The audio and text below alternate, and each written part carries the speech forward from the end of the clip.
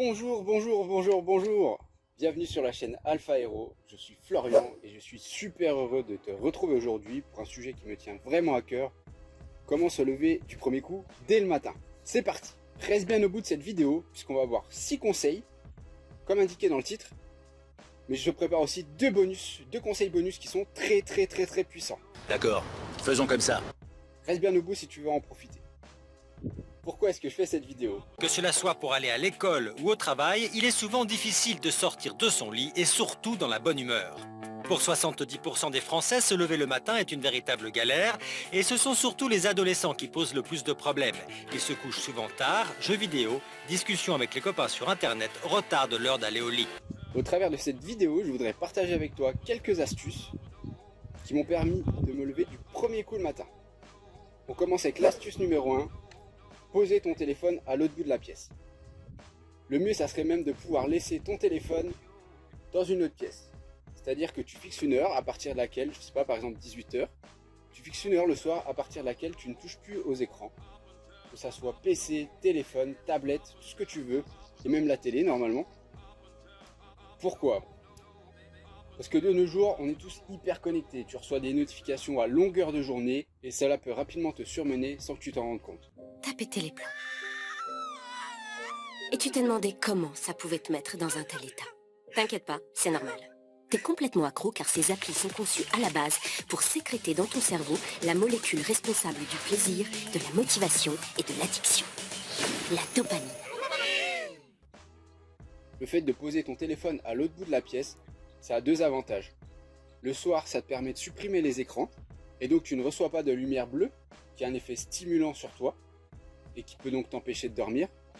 Et tu fais une pierre deux coups, puisque le fait d'avoir posé ton téléphone à l'autre bout de la pièce, ça va t'obliger, si jamais tu mets ton réveil sur ton téléphone, à te lever le matin. Et une fois que tu seras levé, tu ne pourras pas retarder l'heure de ton réveil, puisque tu seras déjà debout et tu auras fait l'effort de te lever. Si tu as un réveil, et c'est encore mieux, puisque dans ce cas-là, tu n'as pas le prétexte de pouvoir garder ton téléphone dans ta chambre. Tu fais pareil avec ton réveil. Tu mets ton réveil assez loin de toi. De cette façon, tu es obligé de te lever pour aller éteindre ton réveil et tu es debout. Donc tu n'as plus de raison de te recoucher.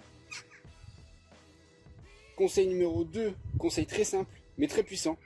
Quand ton réveil sonne, tu comptes jusqu'à 3, puis tu te lèves. C'est-à-dire qu'il y a mon réveil qui sonne. Dans ma tête, je fais 1, 2, 3. Et je sais qu'à 3, je me lève. Il n'y a pas d'excuses, il n'y a pas de dérogation, il n'y a pas tout ce que tu veux. Je me lève.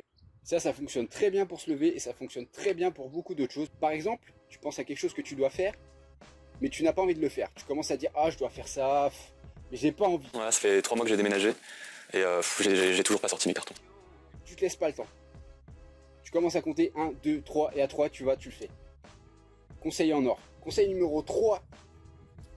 Qui marche super bien. Si tu utilises ton téléphone pour te réveiller, ça serait déjà, première partie du conseil, mettre une musique qui te donne la pêche, qui t'inspire.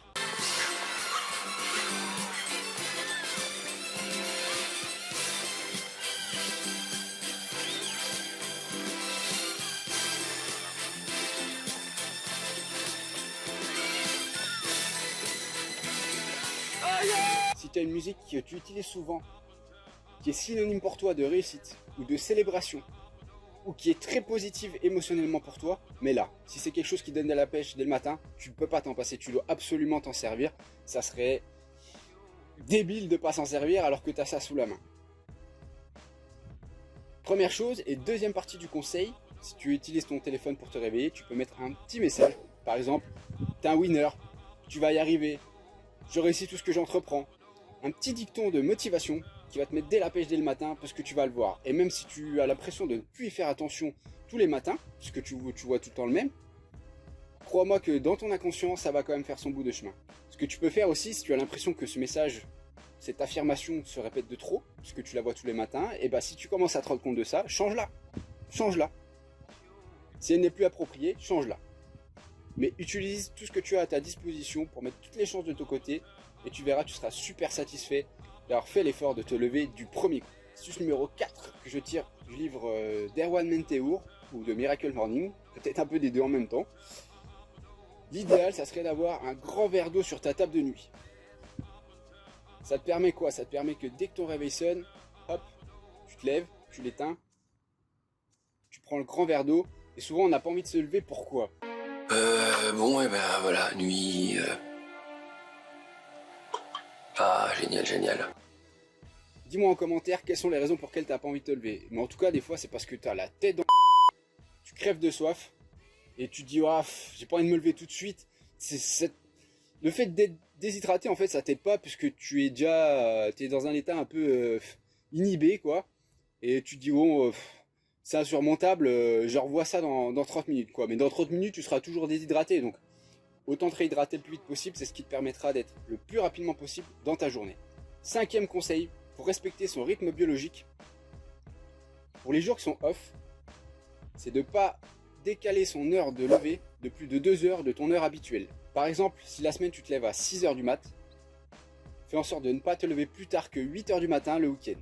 Cela te permettra de garder un rythme et les effets s'en feront ressentir au bout de seulement quelques semaines. 6e et dernier conseil, félicite-toi de t'être levé. Cela peut être pas grand chose, mais par exemple, tu peux créer une routine, c'est ce que je te conseille. Désormais, Laura prend son temps. Elle se couche vers 22 h tous les soirs et chaque matin, au réveil, elle suit le même rituel. Là, c'est une des premières étapes de la matinée. Du coup, j'écris dans un journal sur lequel je vais noter les bonnes choses qui sont arrivées, les objectifs de la journée. 2 heures pour s'occuper d'elle avant d'aller travailler. De la méditation, de la lecture et du sport. La ville dort encore. Laura Mabille, elle, court déjà sur son tapis. En reprenant les conseils qui te plaisent dans cette vidéo, tu prends ceux qui te plaisent le plus, ceux qui te conviennent, et tu crées une routine. C'est quoi une routine? C'est-à-dire que tu vas faire une séquence d'actions, et le fait de débuter cette première action et d'enchaîner habituellement les autres, ça va faire que dans ton cerveau, dès que tu vas commencer la première action, poum, les suivantes vont arriver, tac, tac, tac, tac, tu n'auras plus besoin de réfléchir.